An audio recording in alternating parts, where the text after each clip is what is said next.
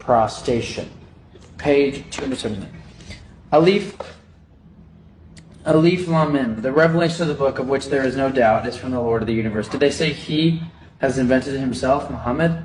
Surely it is the truth from your Lord that you may forewarn a people none has warned before you, and they may be rightly guided. All Muhammad was done was true. Muhammad was just warning.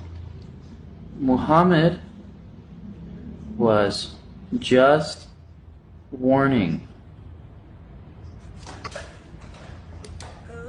In a video circulating on YouTube, a man does something out of the ordinary.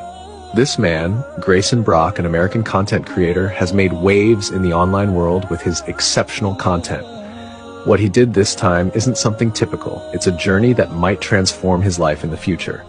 The video on his YouTube channel documents his remarkable feat, reading an entire Holy Scripture in one sitting. This is not an easy task, as not everyone can accomplish it.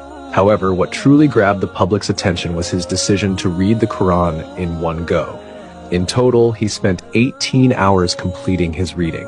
Tirelessly, he marked significant points on his body to track his progress and the parts that held special meaning to him during his reading of the Qur'an. After 18 long hours, Grayson finally completed his mission.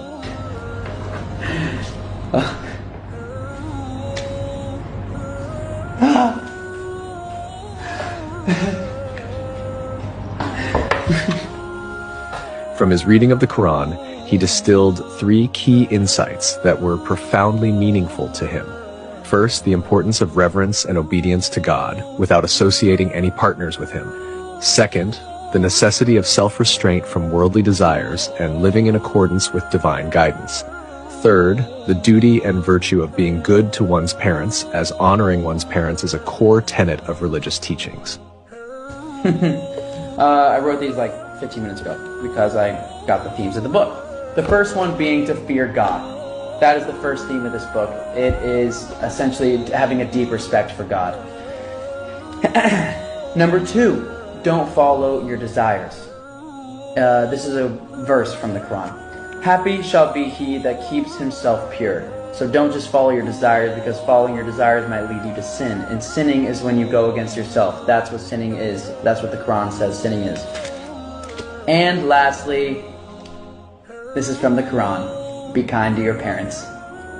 Even though he's a Christian, Grayson has a penchant for venturing into uncharted territories without hesitating to step out of his comfort zone. Initially, he harbored unfavorable biases about Islam, influenced by media portrayals and his social milieu. During his Quranic reading, he anticipated stumbling upon verses related to terrorism and violence. However, he was taken aback by what he encountered. Instead, he unearthed the beauty inherent within the Quran, going as far as describing it as the most serene thing he had ever encountered. I read the entire Quran in one sitting as a white boy, Christian, and I was shocked because, and I can prove that I read the whole thing because you can see the video right there, but I was shocked because I thought it was going to be like really evil and about, I don't know, terrorism, and it was actually amazing. And the most peaceful thing after finishing, I was just like, wow, I feel like I've had some questions answered about life. It literally says ward off evil with good. Where did this notion come from that people think Islam is very like evil and aggressive and angry? Maybe it's because the news. I think it's because the news. Everything is from the news is fake. The news is fake. We gotta stop watching the news. Although he had dedicated his life to studying the Bible, reading it in its entirety gave him a fresh perspective. He was taken aback by the severe acts depicted in the Old Testament, which he found crazy. When he turned to the Quran, he noticed significant shared values between Islam and Christianity. The Quran's profound depth and intensity impressed him, despite its smaller size compared to the Bible. Conversely, Grayson felt that modern Christianity has strayed from its roots. This realization led him to contemplate Jesus' warning about a divided kingdom's inevitable downfall. I just read the entire Bible and the entire Quran. When I read the Bible, I was surprised at how violent it was. I've been studying the Bible my whole life, but reading all the way through, like the Old Testament is crazy. And I also, reading the Qur'an made me realize that the values that Muslims share with Christians, or like that they do share values, like pretty much everything is the exact same.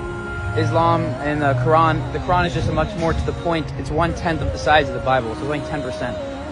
Much more clear cut, as you can kind of tell, like in Arabic and Muslim culture, they're more strict, or they're just like, there's no bullshit, basically. They don't mess around with all this time, and you don't disrespect the Prophet Muhammad, and you don't disrespect Islam. Although Christianity feels like it's not really standing for much anymore, because now it's just like so loose and everywhere. And Jesus said, a kingdom divided will fall. Additionally, he reflected on the Bible's teaching that blasphemy against God is the only act that brings about God's wrath. In his view, this blasphemy occurs when someone places anything above God, which he regarded as a severe sin. He began to understand that worshiping a human being as God is the most blatant form of blasphemy. This realization made him more critical of the concept of divinity in Christianity. He saw that in practice, Christianity was no longer strictly monotheistic, but had shifted towards idolatry, with Jesus at its center. The commandment against idol worship is reiterated many times. Nevertheless, he observed that Christians still violate this commandment. They venerate statues and accept various widespread misconceptions.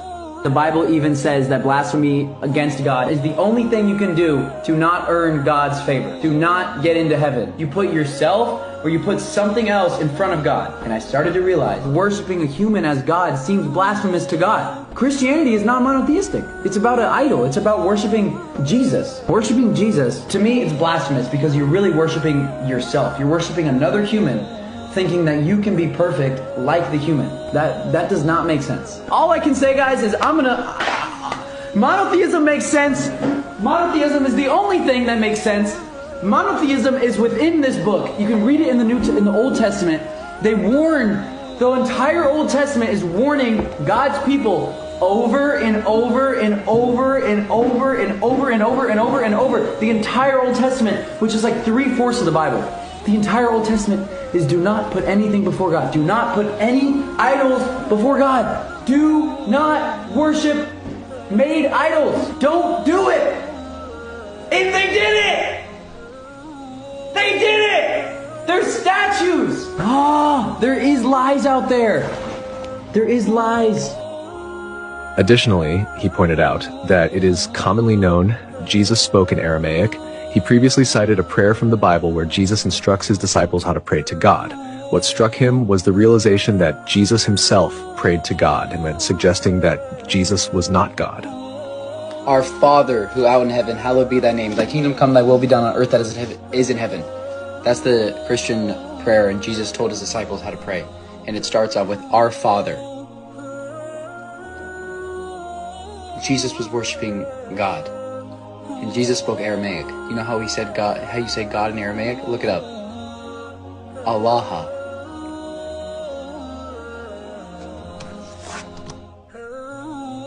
This just might be the only religion left. The only monotheistic religion left. Truly monotheistic. Monotheistic means following the one creator, one. Intuitively, everyone knows that there must be one. We must have come from one source, and that source is the truth. And that truth is God. That's the idea of God, is that it's the truth. The truth that you can go all the way back to. And now I'm realizing I've been lied to my entire life.